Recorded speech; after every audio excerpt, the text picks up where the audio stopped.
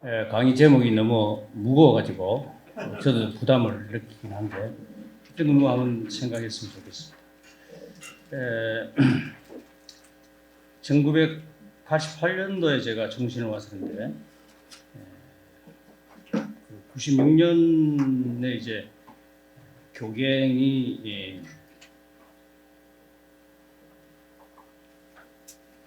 협회가 생긴다는 이야기를 듣고는 아마 내가 알기로는 여기 있는 당시 신학생들 그렇고 기대가 아주 굉장했습니다. 했고 또 저 자신도 상당히 이제 기대가 있었고 한 번은 이제 그 오 목사님이 그때 정신대학교 재단 이사로 계셨는데 그때 학교 일이 복잡해가지고 오 목사님을 만나서 식사를 하는 중에 저한테 이런 말을 했습니다. 신 교수,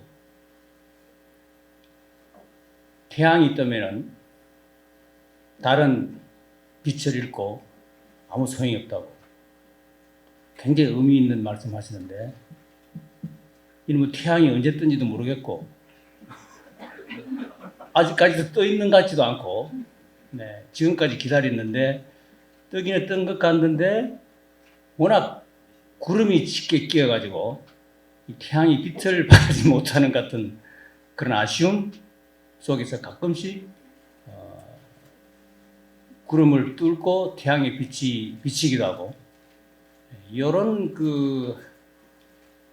좀 비교가 이상하지만은 이 교갱이 지금 여기까지 온 모습들이 아닌가. 뜨기는 떴는데 가끔씩 빛도 보였는데 맑게 환하게 달빛을 제압할 정도의 그 빛이 느껴지지 않는 그런 이제 감정을 개인적으로 해봤습니다.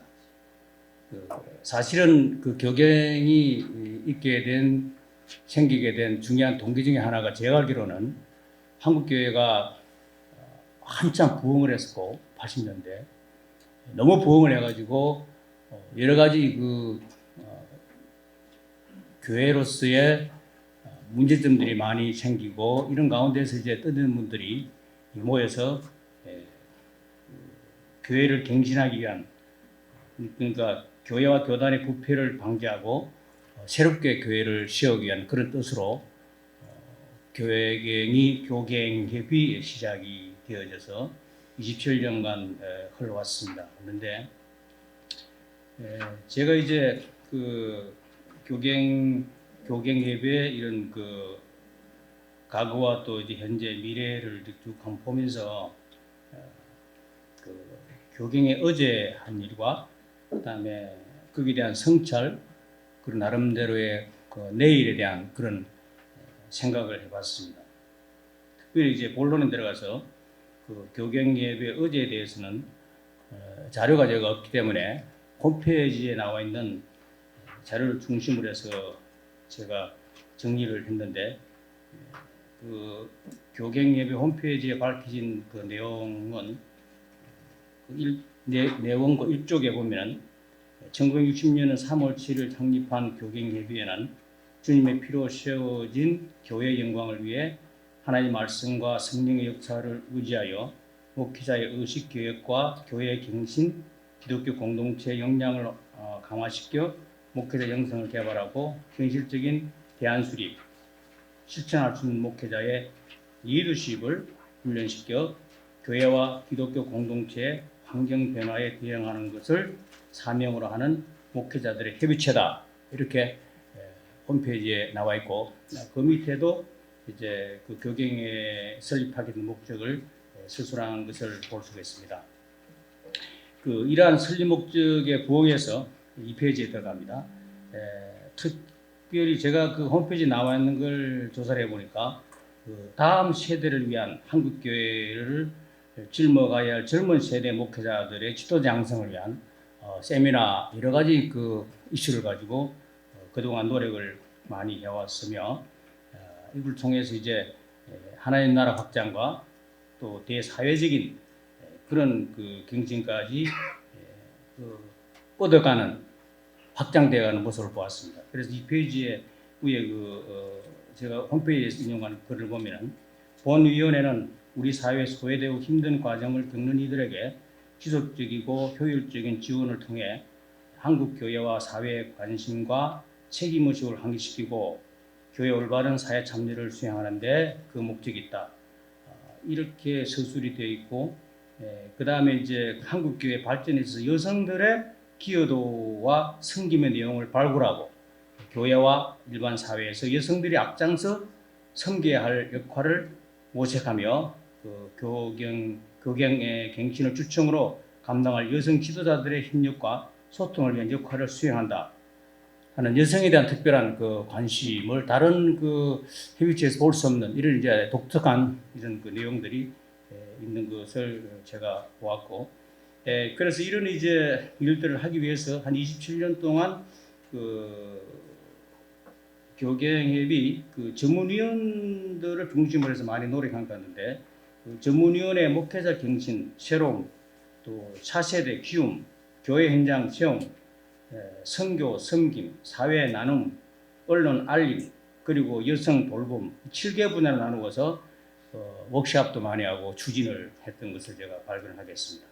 그래서 전국 단위의 9개 조직을 형성해서 아주 탄탄한 기반을 조직하고 세미나, 연합 집회, 또 다양한 프로그램을 등을 실시하여 목적을 달성하기 위한 노력을 경주하고 했었는데, 몇 가지 사례를 보면은 2009년에서 2010년 사이에 2차례 젊은 목회자를 위한 포럼을 가졌는데, 포럼을 가진 내용들을 보면은 영성훈련, 예배, 목양과 행정, 교육목회, 사회봉사, 설교, 개척과 전도, 소그룹 목회 등 목회 현장에 실질적으로 필요한 이런 이슈를 가지고 경험을 축적한 강사들을 초빙해서 4주간 동안 집중적으로 훈련을 시키는 것은 상당히 눈여겨볼 만한 일이었고, 그 다음에 2011년에는 목회자의 자기갱신과 설교라는 주제로 교회 갱신을 위한 목회 원리 혹은 설교에 관한 실적 연구, 기납적 선교 연구에 대한 강의, 또 설교에 관한 실적 연구와 기납적 성경 연구 발표 이런 것들이 이제 있었는데, 실제로 주제였던 목회자의 자기갱신과 설교라는 것하고는 좀 연관이 없는, 그리고 여기에 있는 내용들이 원고가 홈페이지에 없어가지고 어떤 내용으로 발표했는지 나와 있지 않고, 그럼에도 불구하고 교회 갱신을 위한 목회자 원리라는 논리자는 상당히 주제와 관계되는 것이었는데도 불구하고 강의 내용이 없어서 아쉬움을 많이 남겼습니다. 대단히 궁금했습니다.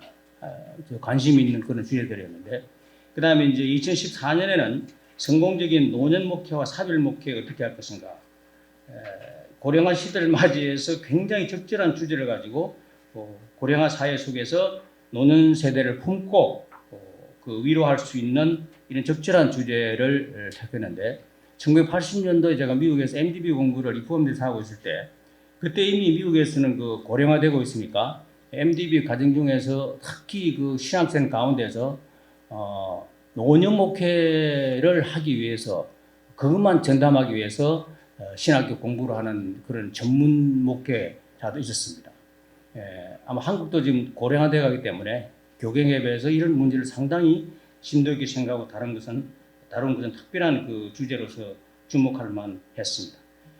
그리고 2016년에 목회자의 성격 장애와 목회윤리라는 주제로 다뤘는데, 이때는 이제 상담학 교수였던 이관직 교수와 그다음에 이제 이상원 윤리학자의 논문을 통해 가지고 교단 정치에 대한 진단과 목회자들이 교단 정치에 어떻게 임할 것인가를 보여주는 그런 내용, 또 이제 성격 장애에 있어서 목회를 어떻게 극복할 것인가에 대한 내용, 이런 것들을 주제로 해서 상당히 의미 있는 그런 포럼을 가졌습니다. 그 다음에 2018년에는 목회 현장을 위한 목회 준비와 실제라는 주제로 다루었는데, 성경적 설교, 팀 사역, 목양, 또 전체 집단회와 기도회, 목회자의 가치 관리, 자기 관리, 또 장년 및 다음 세대 교육 등 상당히 실제적인 목회 현장 주제들을 다루어서 큰 도움을 주었고, 그다음에 이제 특이한 것은 처음에 이제 그 설립 목적에서 발표한 대로 2019년에는 여성위원회 주도로 이사야의 정의와 거룩이라는 주제로 어떤 한 분이 그 강의를 했었고, 특히 이제 교경협의회에서 여성의 돌봄에 대한 지량 관심과 배려를 했던 것을 알 수가 있습니다. 그다음에 2025년 작년에 그 주제가 청년 목회 방향으로 전환이 되는 그 시대 요청에 부응한 주제를 다뤘다, 이렇게 진단할 수 있고, 특별히 이제 전환기 청년 목회 힘주소와 그 대안이라는 주제는 비교적 그 젊은 세대들을 강사로 아주 흥미있는 그 발표를 했는데, 그 제목이 뭐냐니까, 예를 들면 청년사역, 라떼 이야기, 아주 특이한 이런 그 표현을 했고, 그 다음에 또 나는 이렇게 사역하고 있다라는 그 젊은 목회자들의 실질적인 다음 세대를 위한 그 사역에 대한 이야기를 교경협의회에서 다루었던 것은 굉장히 주목할 만한 그런 그 미래 세대를 내다보는 그런 주제로 교경협이 일을 했던 것을 볼 수 있습니다. 4페이지에 종합해 보면은 교경협은 그동안 다양한 주제로 한국교회 갱신을 위한 노력을 경주했고, 또한 그 미래 세대 지도자들을 위한 프로그램을 중점으로 진행한 것으로 제 판단에 그렇게 보입니다. 그리고 여성들의 참여는 교단의 여성 사역 갱신을 위한 관심과 배려를 특별히 보여주어서 특별했었고, 고옥하나 목사의 소천으로 인해 있었던 우리와 염려에도 불구하고 교경협은 그동안 그 후배 훌륭한 지도자들을 중심으로 해서 한국교회 갱신을 위한 지속적인 프로그램을 개발하고 멈추지 않았습니다. 교경협은 이제 1세대 중심의 운영 체제에서 제2세대 혹은 청년 세대로 중심점이 이동하는 시점에 와 있다고 볼 수 있습니다. 그래서 지난 26년간의 역사를 성찰해보고 내일을 위한 교경의 시대적 소명을 검토해 보려고 합니다. 두 번째, 그 교경에 대한 그 성찰을 보면은 교경에 제가 이제 시간이 없으니까 지도를 보겠습니다. 그 5페이지에 보면은 교경의 홈페이지에 나와 있는 그 지도가 있는데, 그 다이어그램이 있는데, 이 글에 보면은 재밌는 것은 교경협의 그 나아갈 방향을 일명요연하게 아주 컨덴스하게 잘 그려놨는데, 그게 사회갱신, 교회갱신, 교단갱신, 그 다음에 아주 흥미로운 것은 그 중앙에 자기갱신이 딱 중심을 잡고 있습니다. 굉장히 그 교경이 그 추구하고 있고, 교경협이 가야 할 그 알맹이 방향을 정확하게 도표로 그리는 것이 굉장히 인상적이었는데, 이것은 뭐냐니까, 교경이 갱신이라는 말은 교회 갱신이든 교단 갱신이든 사회 갱신이든 자기 갱신, 내 갱신이 이루어지지 않으면은 갱신이 불가능하는 식으로 자기 갱신을 중심으로 한 교회와 사회와 교단 갱신으로 그 다이어그램이 표현되어 있는 것은 굉장히 그 고민을 많이 하고, 이게 누가 했는지 모르겠지만은 굉장히 잘 표현되는 그런 내용으로 볼 수 있습니다. 그러나 갱신이라는 말은 새로 다시 시작한단 말인데, 그냥 있는 걸 가지고 시작하는 게 아니고 다시 시작해서 새롭게 만든다는 겁니다. 어떻게 새롭게 만들어질 수 있느냐? 교회와 사회와 그 다음에 이 교단 전체가 어떻게 새롭게 변화될 수 있는데 그 일을 위해서 기여할 수 있느냐에 대한 그 초점은 내가 먼저 갱신이 되어야 된다, 이런 표현으로 제가 이해를 했습니다. 그래서 문제는 제일 힘든 거죠. 자기 갱신이라는 힘든 과제를 안고 사실은 교경협이 지금까지 지속해 온 겁니다. 태양이 뜨기는 떴는데 내가 먼저 갱신되어야 되는 제일 어려운 과제를 안고 교경이 그동안 지금까지 한국교회와 또 교단과 사회를 위해서 엄청난 세미나와 일들을 전개하면서 지금까지 이제 견뎌 왔었고, 교경의 그룹이 이렇게 커지니까 이걸 정치적인 그 집단으로 보면서 교경 반대하는 또 집단들이 생겨가지고 교경을 정치적인 구도와 이렇게 연결시켜서 해석하는 그 염려하는 사람도 많았는데, 다행히 교갱은 이 정치적인 이런 그 교단 정치에 깊이 관여해서 있지 않고 그래도 거리를 두면서 왔다는 것은 굉장히 그 주목할 만한 그런 이제 신선한 모습으로 저에게 보였습니다.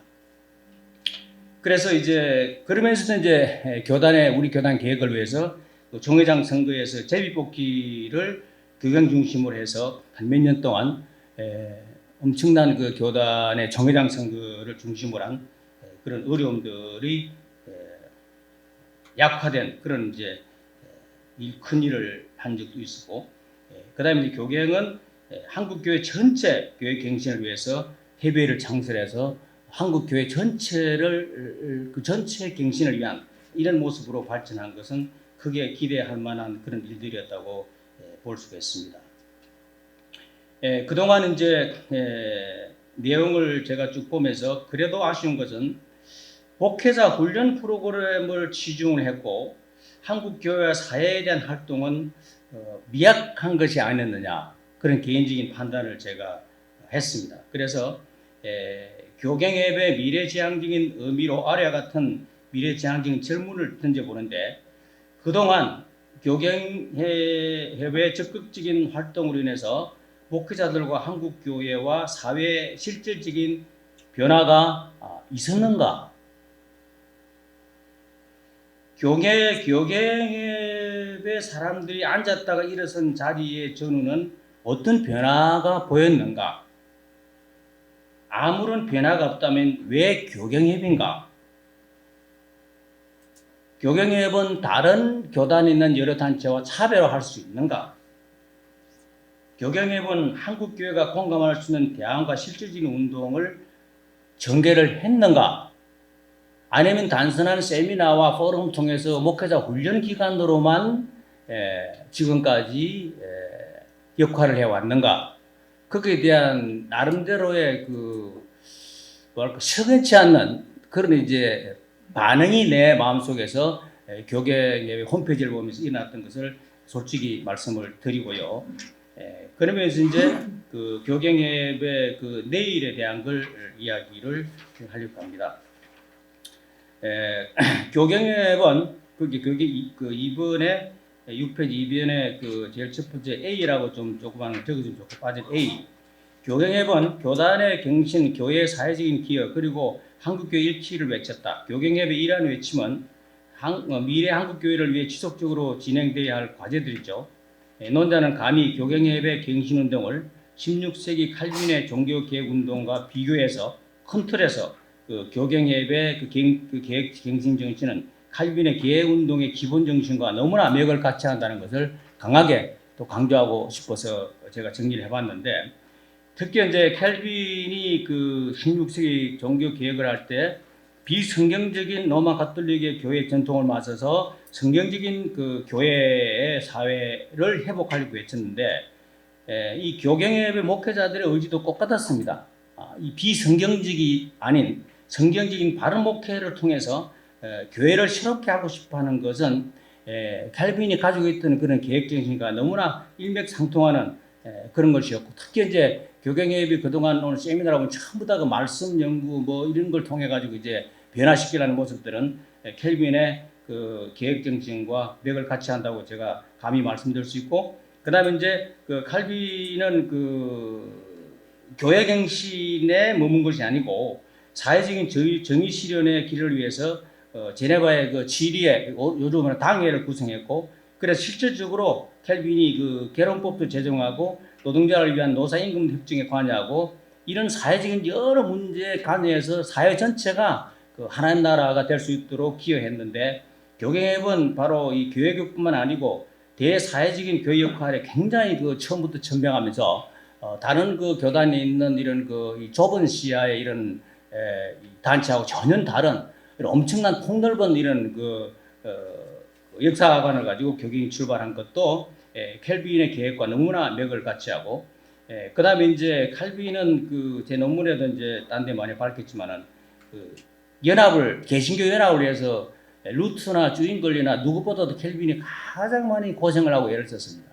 루터 교회 그 뉴잉글리 교회 그 자기 교회가 합쳐지기 위해서 엄청난 노력을 하면서 영국에 있는 그 청교도 교대도 함께 하려고 노력하는 그런 에큐메니컬 운동의 선구자가 칼빈이었는데 교경협도 마찬가지로 이 한국교회 여러 가지 그 분산된 이 교회들이 어떻게 하면 그 하나의 일치를 위해서 이거 뭐 기구적 일치라기보다는 연합 운동을 통해서 한국 그 한목회 협의회의 우대를 공고히 하면서 연합 운동에 앞장섰던 것도 다른 그 단체에 비해서는 진보적이고 아주 신학적 진보가 아니고 연대에서 진보적이고 이런 훌륭한 일에 앞장섰던 것을 우리가 알 수 있고, 그다음에 이제 켈빈은 그 여러분이 아는 것이 제네바 대학을 세워가지고 하나님의 나라 실현을 앞장서는데 교경협도 이러한 대사회적인 공의가 실현될 수 있도록 빛과 소금을 다하는 사회 구원에 앞장서고 세계와 민족의 빛과 소금으로서 역할을 감당할 것 지속적으로 세미나를 통해서 전명하면서 지금까지 나왔습니다. 그래서 이러한 교경협의 교경정신은 켈빈의 개혁정신과 매월같이 한다면은 칼빈이 종교개혁을 하면서 우리에게 남겨준 간과해서는 안 될 중요한 모습이 하나 있습니다. 제가 이제 종신에서 그만두고 이제 켈빈을 연구하면서 이게 이 칼빈이 이랬었는데 왜 이걸 놓쳤을까 하고 상당히 그 안타까워하는 그 모습을 발견하게 됐는데, 칼빈은 이런 개혁을 하면서 뼈를 깎는 자기갱신을 했습니다. 정말 뼈를 깎는 노력을 했습니다. 조용히 앉아서 목회 성공을 만족하는 온정주의가 아니었습니다. 모든 것을 쏟아서 계획을 위한 노력에 평생을 헌신했고, 그 평생을 헌신하는 그 단어를 하나로 바꾸면 캐놓을 수 있어요. 자기를 비우는 일이었습니다. 정말 자기를 다스리는 아픔이 엄청났음에도 불구하고 자기 비움의 정신이 칼빈의 종교개혁을 이끌어가고 종교개혁을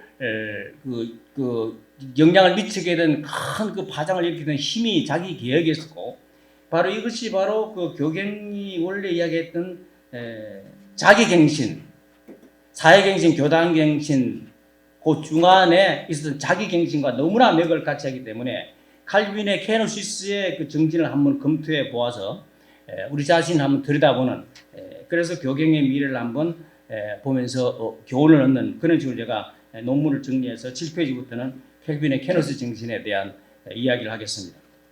이 부분은 제가 그냥 말로 구술을 하면은 좀 흐트러지니까 원고를 그대로 읽을 테니까 여러분이 따라오시기 바랍니다. 칼빈은 1533년 젊은 시절 가톨릭 교회의 부패에 맞서 파리 대학 니콜라스 스콥 총장의 계획적인 연설문에 관여함으로써 고난의 행군을 시작했다. 니콜라스 총장은 만성절 날 기념 강연에서 복음과 하나님의 값없는 은혜에 대해 말하면서 로마 교회에서 성경으로 돌아간 자들의 박해를 반대하는 강연을 했다. 이 연설을 초안을 젊은 학자 도움과 충고로 작성했다는 소문이 났고, 그 중심에 칼빈이 있었다. 이때 칼빈은 기독권을 포기하고 의를 위한 결단한 것이다. 그는 콥 총장의 계획을 위한 의지에 공감하고 가톨릭교회에 저항했던 것이다.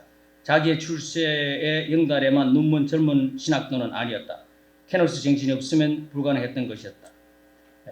칼빈을 이제 그 니콜라 총장의 연설문을 칼빈이 썼다는 소문이 났고, 그래서 경찰들이 칼빈을 잡으러 왔는데 칼빈은 10정짜리 위에 그 방에 있었고, 제가 직접 가서 이제 그 사진을 찍은데 높이 한 10m 정도 창문에서 경찰들이 이제 앞에 와 있었고, 그다음에 이제 그 학생들이 모여가지고 경찰이 못 들어오고 막고 그 사이에 시간을 내가지고 켈빈이 그 10층에 되는 그 뒤 창문으로 그 커튼을 뜯어가지고 밧줄을 만들어가지고 거기 타고 내려가지고 켈빈이 겨우 목숨을 구했는데, 그냥 니콜라스 총장의 연설문을 직접 썼는지 안 썼는지는 확인되지 않지만은 모든 사람이 켈빈이 개입됐다는 소문이 나가지고 켈빈은 그때부터 이 사건이 연기돼가 이제 고난의 행군을 하게 되는데, 신비해요. 왜 켈빈이 신학하러 와서 여기에 개입이 되었었는지.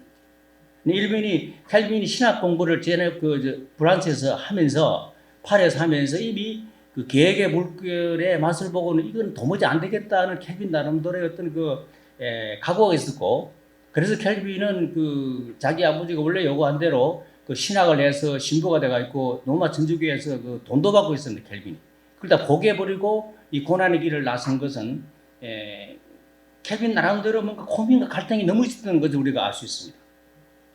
이제 켈빈이 거기 쫓겨가가지고 이제 그 농부옷을 입고 안 죽으려고 포도원 농부옷을 입고 이제 그 뒤로 이제 도망을 가기 시작했는데, 처음에 이제 좀 크게 간 도시가 앙골렘이라는 도시였는데, 자기 친구 있던 그 주뚜의 집에 머물면서 이 집에 한 4천 권의 책이 있었는데, 여기서 켈빈이 연구하면서 이제 가명으로 9개의 가명으로 이제 생활을 했는데, 이 켈빈의 명성이 퍼지니까 사람들이 많이 찾아와서 젊은 학도들이 켈빈을 뭐 유명세에서 덜쭉내게 되니까 켈빈 할수있다 시골로 도망가게 되는 이런 현상을 볼 수 있고, 그 뒤로 켈빈은 여러 곳 전쟁을 하다가 영국과 저수를 위한 평화를 요구하면서 라인강과 독일 그 국경을 통해서 그 동쪽으로 이동을 피신을 갔었는데, 칼빈과 친구들은 파리로부터 200마일 떨어진 메츠를 향해서 갔고, 그들은 그 모든 여인 속에서도 경찰의 추적의 위협을 피하기 위해서 그 노력을 했고 공포에 쌓였습니다.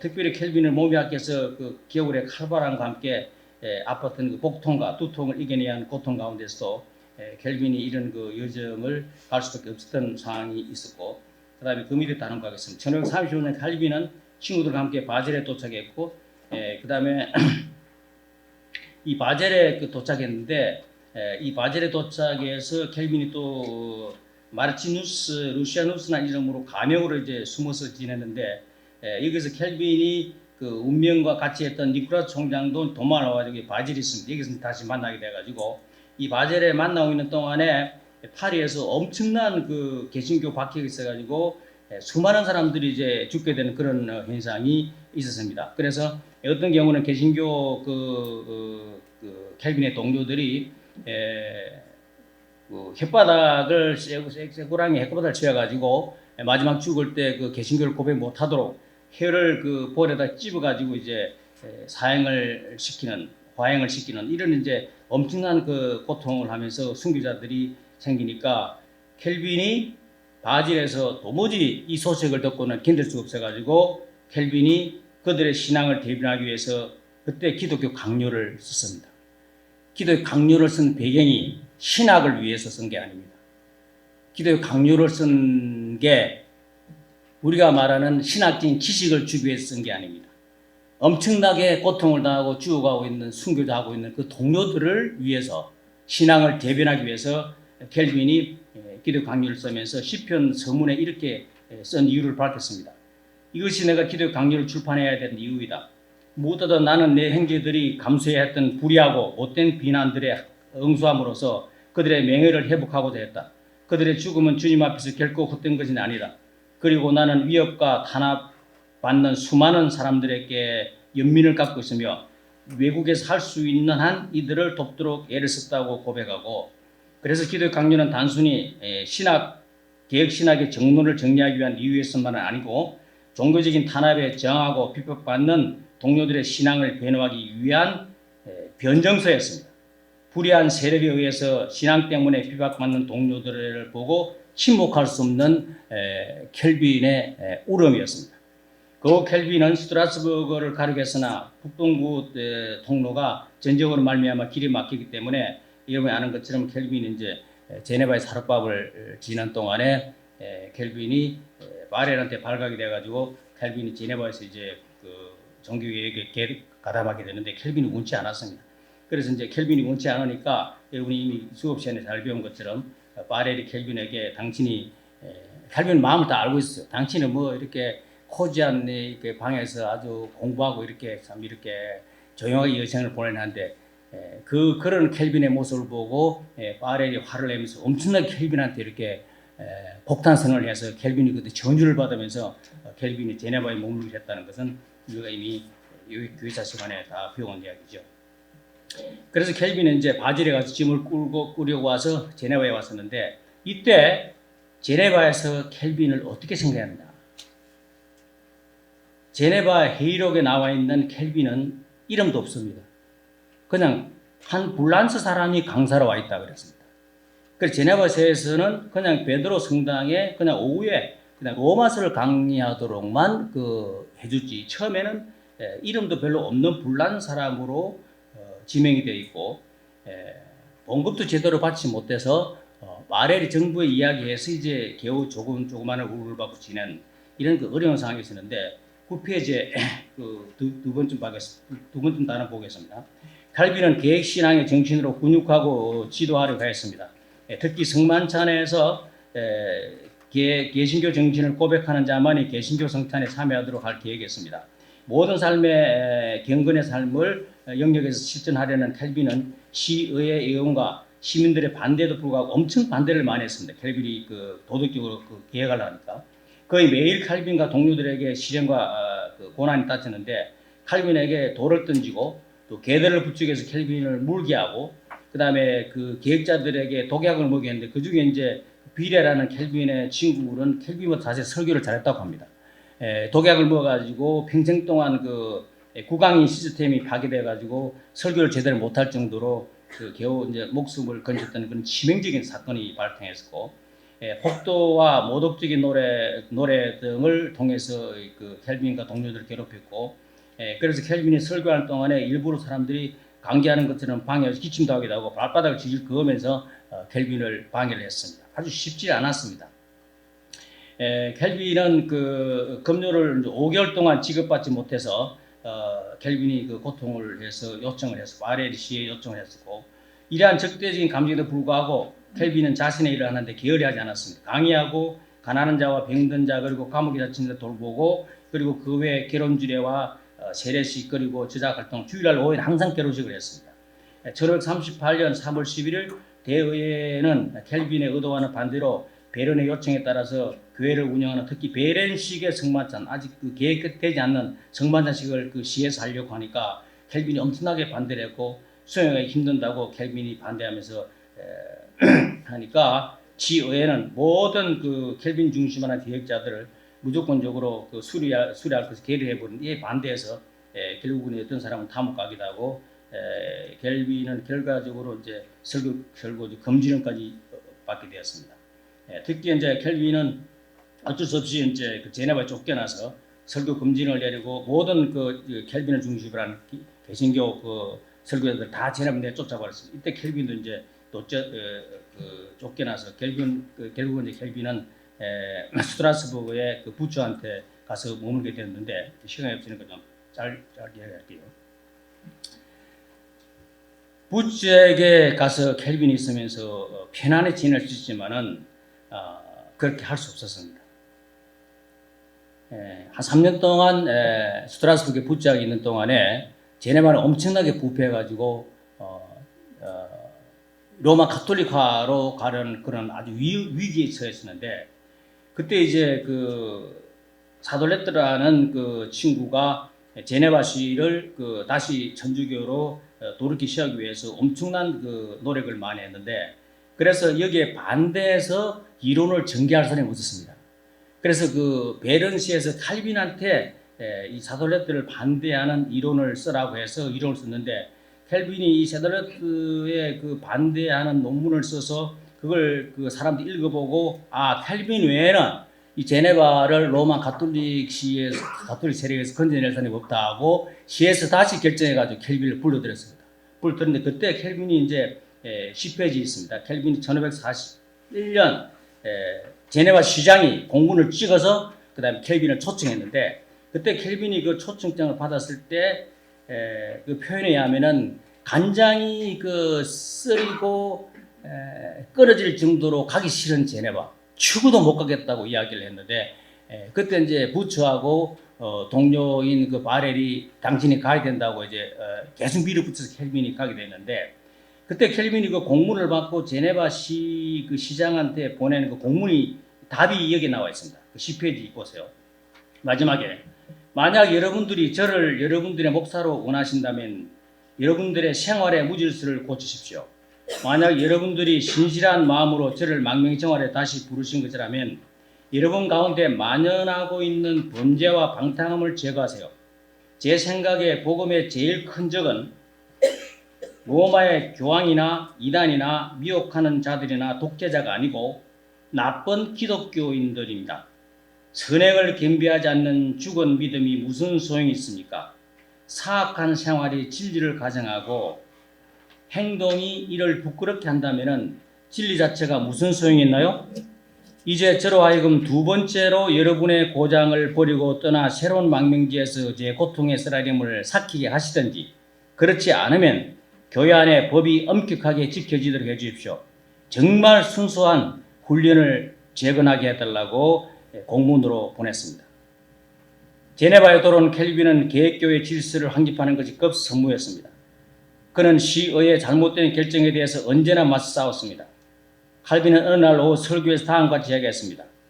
지금 제가 향하는 설교가 제네바에서는 마지막 설교 될지도 모르겠군요. 저는 제 의사에 따라 이곳을 떠나지 않을 것입니다. 이제는. 그러나 하나님의 의지와는 상관없는 일들을 제게 강요한다면 저는 결코 그 일에 경솔히 대처하지 않을 것입니다. 1538년 깨끗이 제네바를 떠났을 때와는 달리 켈빈은 국가의 강압적인 태도 가운데서도 교회 독립과 신앙의 자유를 위한 단호한 결심을 보였습니다. 칼빈의 계획은 배랑을 중심한 제네바의 전통적인 귀족분들과 충돌로 이어졌습니다. 켈빈이 내세우는 건징 혹은 훈육의 공평한 적용이 기독권 정액에 수용되지 않았기 때문입니다. 제네바 시민의 자격도 없는 피난민으로서의 켈빈의 신분이 또한 베타성에 영향을 주었죠. 종교개혁을 위해서 타협을 모르는 켈빈은 해가 갈수록 어려움이 붙었습니다. 켈빈과 반대파들과의 갈등은 켈빈의 계획과 삶을 힘들게 만들었습니다. 반대자들은 켈빈의 서적 출판을 위해 복잡한 절차를 요구하면서 무산시키거나 지체하도록 만들었습니다. 그래서 칼빈에게 야유를 쏟아냈고 조롱의 휘바람, 가인이라고 별명을 붙였고 칼빈의 집 앞에 시편 찬송가에 곡에 맞춰 엄란한 노래를 불렀습니다. 1547년 칼빈은 자기 친구 베레에게 다음과 같이 편지를 보냈습니다. 못된 일들이 너무 많이 생겨서 교회에 정돈된 상태가 어느 정도 지속력 있게 유지된다는 것을 더 이상 희망할 수도 없네. 특히 내가 하는 일들을 통해서 말일세. 하나님이 도와주지 않는다면 나는 정말 이 집 아주 부서지고 망가진 한 남자일 뿐일세라고 보냈습니다. 그럼에도 불구하고 개혁교회의 건설을 위해 켈빈은 강인하고 결단 있게 그들의 악습과 폐륜을 분명히 지적하고 맞섰습니다. 켈빈이 제네바로 다시 온다는 의미는 투쟁을 의미하는 것이었죠. 1541년에서 55년까지 켈빈은 투쟁의 삶의 연속이었는데 45년부터 이단을 향한 저서를 통해서 투쟁도 감당했습니다. 여기서 제가 박사학위 논문을 썼습니다. 한때 켈빈의 사망에 대한 소문이 하도 미워하니까 많았었고 켈빈의 고향 노용의 성담 참사들이 그의 죽음을 축하하는 거리에 행사를 하게 되었습니다. 1552년에는 골목시장 광장에 위치한 켈빈의 집에 분노에 찬 이들이 방화를 했으나 다행히도 화만은 피했습니다. 켈빈이 사망했던 소문이 무려 10번 정도 보고될 정도로 그는 로마교의 대적이었습니다. 그러나 켈빈은 그리스도를 위해 목숨을 건 수많은 개신교도들에게는 더할 수 없는 친구가 되었습니다. 그들은 그가 얼마나 자신을 비우며 가난한 삶을 선택했는지 보았던 겁니다. 매년 수천 명의 개신교 난민들이 제네바로 이주해 왔으며 켈빈은 그들의 최상의 친구의 역할을 했고 이들로 하여금 켈빈의 집에 문전성치를 이루었고 그의 아내 듀브레는 손님 대접에 열림이 없었고 켈빈은 피난민들을 위해 시당국 봉제업을 육성할 수도 하기도 요구했고 시에다가 그는 여러 지역에서 온 이들을 위해 다문화 예배 순서를 만들고 영어, 이태리, 스페인, 플레미시 등 켈빈은 너무 바빠서 아플 시간도 없습니다. 켈빈의 대적 때는 켈빈이 부동산 구매하기 위해 수천 달러의 토지를 구매했다는 소문이 났고 이때 켈빈이 말합니다. 우리가 앉아있는 식탁도 우리가 잠자는 침대도 우리의 것은 하나도 없습니다. 당시 시에서 다 빌려서 썼습니다. 당분간. 어디서 이런 소문이 났을까? 나의 절친들은 내가 1피트의 땅도 소유하지 않고 있다는 사실을 잘 알고 있다. 나는 1레이크를 구입할 만한 정도의 돈을 한 번도 가져본 적이 없다. 어느 날 주의경 사도레트는 자신의 순균을 숨기고 제네바에 나타났습니다. 그는 제네바를 다시 로마 교회로 돌려놓기 위해서 많은 노력을 한 주의경이었습니다. 그는 캐논 거리에 위치하는 켈빈의 소박한 집에 도착했습니다. 주의경은 초라한 켈빈의 집을 보면서 개신교의 대표주자로 유명한 켈빈이 이런 초라한 집에 살고 있는 데에서 경아해했습니다. 마문이 막힐 정도로 어리둥절했습니다. 로마에 있는 감독들도 부와 하인들을 데리고 대저택에 살고 있는데 그리고 총감독이나 주의경들은 왕들처럼 궁전에 살고 있는데 전 개신교에서 가장 유명한 사람이 이런 집에 살다니. 그리고 사도레트는 초라한 망토를 걸치고 문에 서 있는 켈빈을 이해할 수 있습니다. 사도레트가 당시 교황인 파이어스 4세에게 어떻게 켈빈에서 보고 있는지 몰라도 교황이 켈빈이 죽었을 때 이런 말을 하나 남겼습니다. 이 이단의 칼빈입니다. 이 이단의 가장 큰 힘은 돈이 그에게 아무것도 아니라는 사실에서 나왔다라는 짧은 문장만 칼빈에 대한 평가를 했습니다. 교황은 로마 교회 승자들에게 그런 모습을 전혀 볼 수 없었기 때문입니다. 그러나 켈빈은 얼마 안 되는 돈에도 불구하고 늘 이렇게 말했습니다. 나는 얼마 되지 않는 수입으로 충분히 만족하기 때문에 진정한 부자이다. 이 얼마 안 되는 돈은 켈빈은 손님을 대접하고 약값을 지불하고 문전에 찾아오는 가난한 자들을 도와주는 데 턱없이 부족했습니다. 그러나 칼빈은 항상 빌린 돈을 지불하지 않고는 시의의 도움을 받지 않았습니다. 칼빈의 병기록을 남긴 그 시의회는 Who has no resources. 이 사람은 재산이 전혀 없는 사람이 기록되어 있습니다. 어느 날 시의회는 딱한 사정에 처한 켈빈에게 10크라운을 보냈는데 그러나 켈빈이 회복되었을 때 켈빈은 그 돈을 다시 시의회에 돌려줘 버렸습니다. 왜냐하면 그 돈으로 약을 써야 되는데 약을 안 쓰고 자신을 위해서 와인 한 통을 사는 비용으로 사용되기 때문에 그 돈은 용도 변경을 해서 돌려보냈습니다. 그리고 켈빈은 도리어 자신의 봉급에서 10크라운을 가장 가난한 목회자들을 위해 나누어 주었다고 합니다. 켈빈은 그의 두 번째 아이의 병으로 인해서 또한 빚을 지고 있었는데 소의회는 한참 후에 켈빈 집에 있는 모든 가구를 그에게 선물하도록 동의했습니다. 켈빈은 이제서 자신의 식탁과 침대에서 잠을 잤습니다. 1958년이었습니다. 어떤 때는 치솟는 자신의 치료비를 감당하기 위해서 $25를 사용해 주도록 시의회에 간청했습니다. 켈빈은 빌린 돈이 준비됐을 때 시의회에 갚으려고 했고 그때 시의회는 이를 거부했습니다. 그는 시의회에 답변을 보냈습니다. 만약에 그렇게 하지 않으면 나는 다시는 강단에 설교하지 않겠다고. 그리고 그는 그가 받을 당연한 봉급의 일부도 거부했습니다. 어느 날 목사들이 칼빈에게 그들이 아니고 그의 봉급을 자꾸 빌리니까 켈빈이 어려우니까 칼빈에게 시의회에 그는 이야기해서 봉급을 좀 올려달라고 목사들이 칼빈에게 이야기하니까 이때 칼빈은 도리어 시의회에 자신의 봉급을 병존해서 다른 목사들에게 나눠주라고 했습니다. 칼빈은 시편 6석 성문에 다음과 같이 말합니다. 나 일생 동안 내가 부유하지 않았고 돈이 없었다는 것을 설득시킬 수 없는 어떤 사람이 있다면 나의 죽음이 제어로 그것을 보여줄 것이다. 켈빈이 죽었을 때 그의 자산은 오늘날 미화로 250만 정도 있었습니다. 그가 조금 더 살았다면 그것보다 작은 액수였을 건데 왜냐하니까 그는 마지막 4개월의 봉급은 거절했습니다. 칼빈은 내가 설교하지 않고 교회를 섬기지 않았는데 내가 어떻게 받을 수 있느냐고 반문했습니다. 아마 그는 마지막 4개월간 병으로 인해서 자신의 목회사를 감당하지 못했던 것으로 보입니다. 칼빈은 자신의 가난에 대해 이와 같이 말했습니다. Satisfied with my humble condition, I have ever delighted in life of poverty. 칼빈은 실로 그의 주인 예수님의 본을 따라 일생을 살았습니다. 1964년 5월 27일 켈빈이 사망했을 때 자신의 장래에 대한 친구들에게 부탁했습니다. 나의 몸은 축복된 부활의 날을 기다리기 위해서 일상적인 행식으로 변장되어야 한다. 그래서 그의 무덤에는 어떤 말도 여러분이 아는 것처럼 없고 무덤이 표시도 없는데 오늘날 켈빈 무덤이라고 발견한 것은 이 진짜인지 가짜인지 아무도 모릅니다. 칼빈의 일생을 통해 몇 가지 중요한 사실을 우리가 봅시다. 첫째, 칼빈은 불의의 한 일에 대해 분노한 기획자였습니다. 그의 분노는 감성적인 분노가 아니라 불의를 묵과하지 않는 의지적인 분노였습니다. 그는 자신과 함께 계획에 동참한 자들을 향한 핍박과 그들의 고난과 순교를 지켜보면서 조용히 기도하는 하나님께 호소하는 수도원적인 경건한 신앙은 아니었습니다. 그는 개신교도들을 핍박한 프랑스 왕 프란치스 1세기 핍박을 중단할 것을 호소하면서 계획자들의 신앙의 정당함을 밝히려는 강력한 서한을 보냈습니다. 그것이 기도 강조죠. 그는 시편 서문에서 강요를 기록한 이유를 바로 형제들이 당하는 불의한 핍박을 간과할 수 없음을 말합니다. 그는 그들을 연민하였으며 안타까움에 가득 차 있습니다.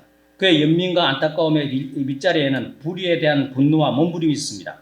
그 분노는 제네바의 종교개혁 때의 실상으로 나타나 볼 수 있습니다. 칼빈은 또한 이단들에 대해서 1554년에 발표한 논문에서 심한 말로 그들의 잘못을 질타하는 것을 봅니다. 칼빈의 성격은 잠잠하지만 불의한 일에 대해서는 무감각한 보신주의자는 아니었습니다. 둘째, 칼빈은 저항하는 믿음을 가진 기획자였습니다. 그는 신앙 양심의 자유를 주창한 16세기의 자유사상가로 행동했습니다. 그는 자신에게 닥치는 모든 불이익에도 불구하고 진리를 말하는 사람이었습니다. 칼빈은 제네바 시의회의 결정이 교회의 성결 원칙에 위배된다면 단호하게 저항했습니다. 칼빈은 불의에 타협하지 않는 단호한 투쟁 의식을 가진 기획자였습니다.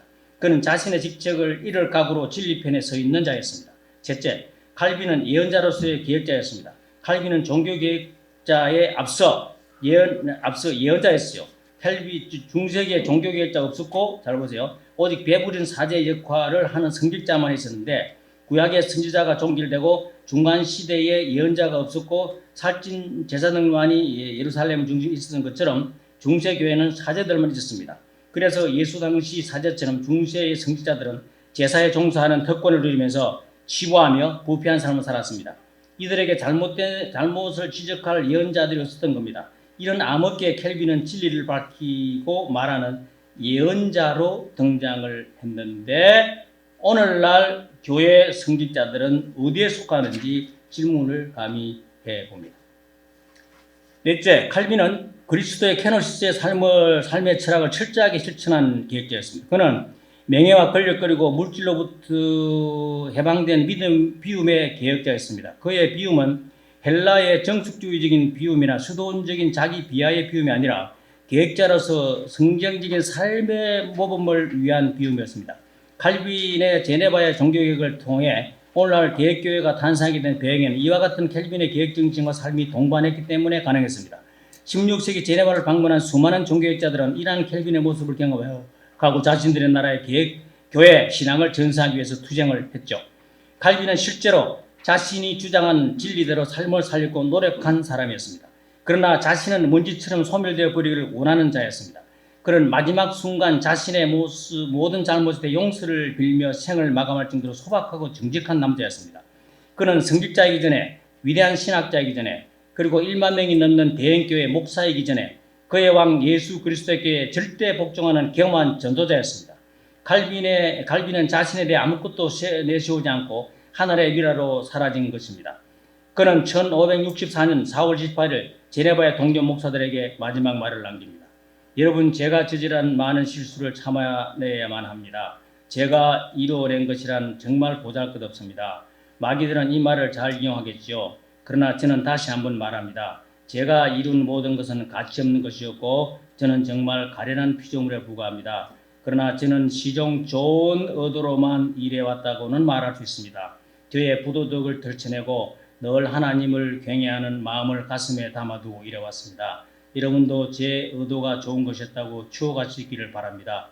그러므로 여러분에게 제가 저지른 잘못에 대해서도 용서해 주시기를 간청합니다. 그래서 계획이 가능했습니다. 여러분, 켈빈이 죽은 이후 제네바 목사들은 서로 갈등하고 화합하지 못하면서 칼빈의 정신을 개혁하지 못했죠. 제네바에서는. 그러나 도리어 제네바에 유학 왔던 많은 유럽의 나라의 학생들이 칼빈의 정신을 이어받아서 개혁신앙을 우리에게 전수해 주었습니다. 결론, 오늘날 교경협은 칼빈의 삶의 개혁 정신으로 한국교회를 살릴 수 있을 것인가? 라는 질문으로 결론을 마감합니다.